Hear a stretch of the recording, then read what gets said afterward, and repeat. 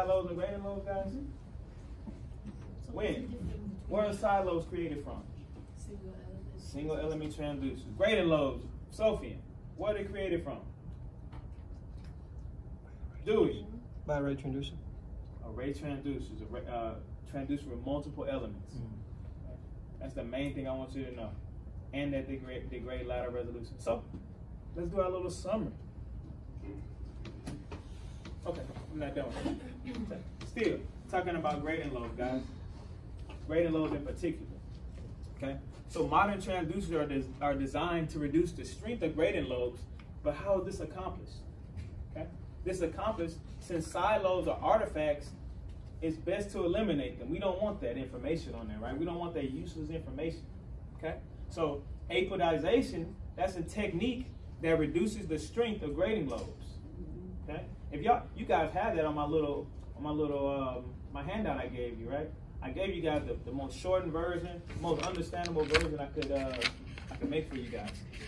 But the way apodization does that is that it alters the electrical spike voltages sent to the active elements. Okay? In apodization, stronger electrical signals are used to excite the inner crystals, and you represent it by, you see it's bigger, that means it's stronger, okay? That's how this image is being represented. Stronger electrical signals are sent to the inner crystals, and progressively weaker spikes excite the outer crystals, thereby reducing our side lobes. Okay? Reducing our grading lobes. Because now we don't have as much energy to create those grading lobes. So now those weaker outside electrical spikes those reflections are gonna come back so weak, they're not gonna impact our image. Okay? So apodization actually increases the strength of the inner crystals, okay, and decreases the strength of the outer crystals, okay, when the electrical spike is sent to the actual elements. Okay, we're good there? Question? You sure? Question now? Apodization. You said increases the crystals, increases the strength of the inner crystals and decreases the strength of the outer crystals. So apodization has to do only with the grading lobe, not the other one, right? Right, because I know the book has both of them, right? It has grading and side lobes, but side lobes, right, are only single element transducers, right? So you can't alter the strength. It's only one element, so you can't alter the strength of that. That's why I specifically just put grading lobes up here. Okay, because those are with a ray transducer where you can actually, where we're actually using the electrical spikes to focus and steer the beam. So yes, ma'am. Yes, ma'am. We're good on apodization. Again, guys, these are just terms. You should know these terms. The last three things are just terms and terminology I want you to know about in that aspect. Okay. Let's see what people say. Okay. So like on the back of this page, guys, make sure, again, this is a great study guide for you. After you've already read the chapter, come back and study this. This is great. Again, the last three things, apodization all the way down, sub dicing, dynamic aperture, those are just really terminology I want you to understand. I'm going to explain the science of how it works, but those are just terms I want you to understand, really. No, I'm not going to read this. So apodization, that's one way to reduce our side or grading lobes. So using this technique, what is it going to do? What resolution is it going to impact? Lateral resolution, right? It's going to increase our lateral resolution, right? Because we know side lobes and grading lobes degrade lateral resolution. They make our image quality bad. They create noise on our image. Going crazy. Okay? So another way to reduce grading lobes is what's called sub dicing, guys. Sub dicing of each element in a linear ray transducer also reduces grading lobes. Also improves lateral resolution, right? Right, Mr. Seal, we're reducing the grading lobes, we're improving lateral resolution. Because I know you like relationships, okay? Grading lobes, decrease lateral resolution. I know you like relationships. That's an inverse relationship.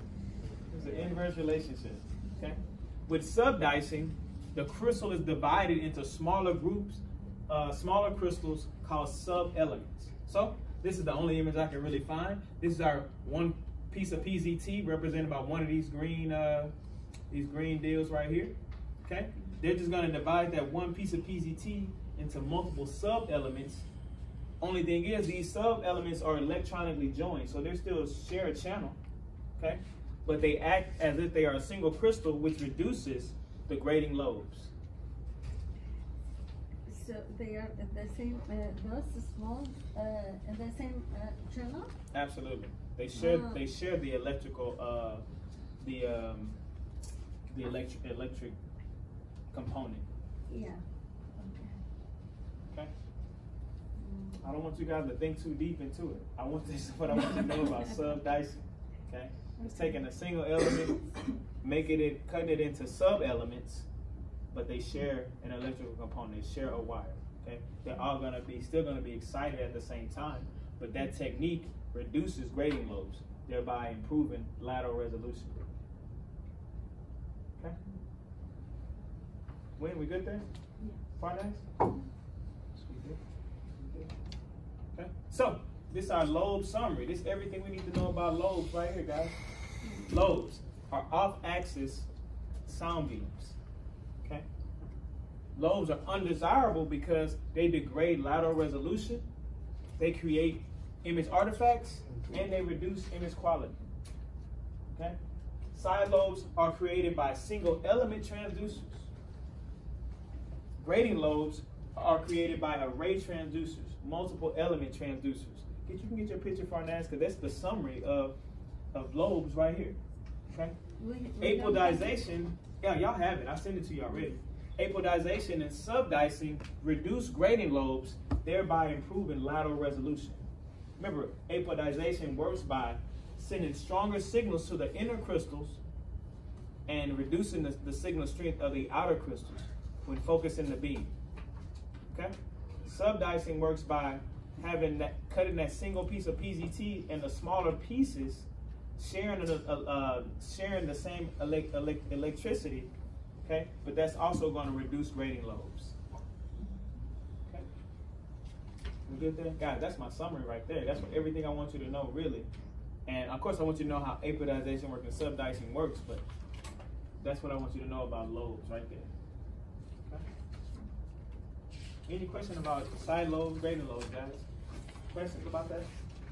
Sub-dicing, apodization? Yes, ma'am. On homework on number 1, it says off-axis sound beams created by it's called grading lobes or side lobes.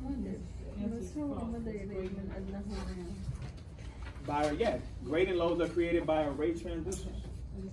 Side lobes are created by single element transducers. I didn't hear the question. I'm sorry. Sorry, loaded. All right, guys, we almost done here. Last thing, let's talk about these dynamic aperture. Okay, side lobes. Sub-dicing, apodization, and dynamic apertures attribute to better lateral resolution. Okay? Modern transducers are designed to keep the sound beam narrow over a substantial depth range. Okay? Modern transducers are designed to keep the sound beam narrow in the Fraunhofer zone, in the far zone. Okay? It's already going to be narrow coming out of the transducer into the focus, right? Okay? But how is that accomplished? Guys, a dynamic aperture is a technique that narrows the beam over a greater range of depths and thus optimizes lateral resolution. Okay? And I'm going to show you how that works. When an array transducer is used, the ultrasound system, which is done by itself, we don't manipulate that. The ultrasound system may change the number of crystals along the face of the probe used to transmit pulses and receive reflections. Remember, when we're talking about curvilinear transducers and linear sequential transducers, they're sent out in groups, right? Groups of elements are used to create the beams. Dynamic aperture, the machine is automatically changing the amount of elements used to create that beam. So maybe create this beam, I'm only going to use 5 crystals. Maybe create the next one, I'm going to use 10 elements to create that beam. That's what dynamic aperture, meaning that the machine is able to change the amount of elements that are used to focus our beam at deeper depths. remember we learned about how beam diameter affects focal depth, right? That's a direct relationship, right? So the greater the beam diameter, the deeper the focal depth, right? Same thing gonna apply here. If I'm using only like five elements, then my focal depth is gonna be shallow. But if I use 100 elements across the face of the transducer, I'm able to focus at a deeper depth, right? Okay. So that process right there, guys, is called changing the aperture, variable aperture or dynamic aperture. Same meaning? Same meaning. Synonymous terms. Synonymous terms. Okay? So an aperture, we know an aperture is an opening or a hole, right? We know it to be that. We use that, don't we use that in CT, Pat? CT and X-ray. CT and X-ray. Okay? We use that to minimize our noise of those weaker X-ray beams from contaminating our image receptor. Okay. So the aperture may be thought of as a transmit hole or a listening hole, okay?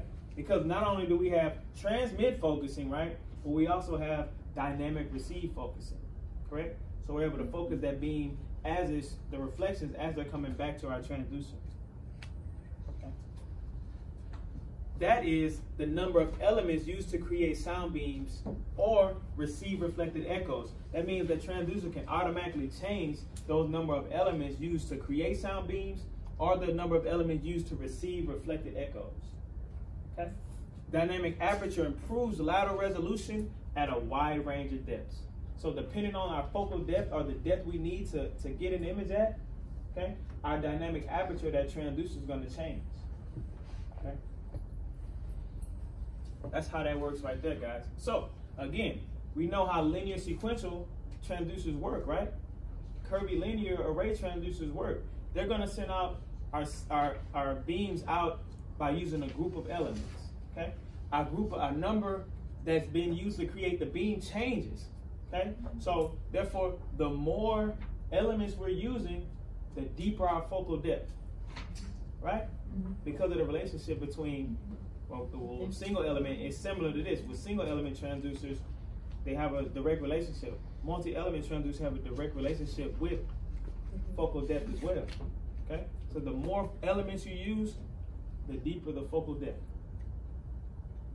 Okay. Okay, and this, how we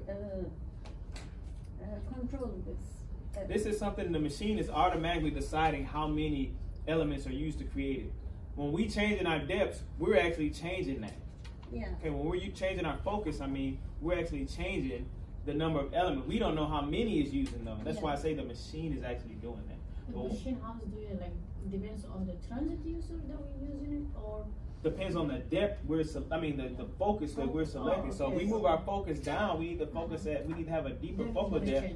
Then I'm sure the number of elements is using to create dynamic receive focusing and transmit focusing changes. Yeah. So this area right here, that's our aperture. This area right here, that's our aperture. This whole thing, now that's our aperture. It's variable aperture, dynamic aperture. It changes. Okay? So dynamic aperture, guys, apodization and sub dicing all contribute to improve lateral resolution. Okay? They all contribute to improved lateral resolution. Okay? Got it. What about the? That's it, guys. Thank you so much. I appreciate it. Are there any questions? On chapter 12? I know it's long, guys. I know it's long. I know you're gonna have to dedicate a lot of time to studying this weekend, right, Sophie? Yes. Yeah, you gotta. I got 97 slides, I believe, that I sent you guys. I saw. Okay, Yeah. but I did try to condense it when I gave you guys my handout as much as I could. Okay, but you already kind of knowing what the chapter is about. I hope that the handout I gave you about the transducers, I hope that helps you. And when you fill that out, and I also hope the handout my handout that I made, my notes also helps you study as well.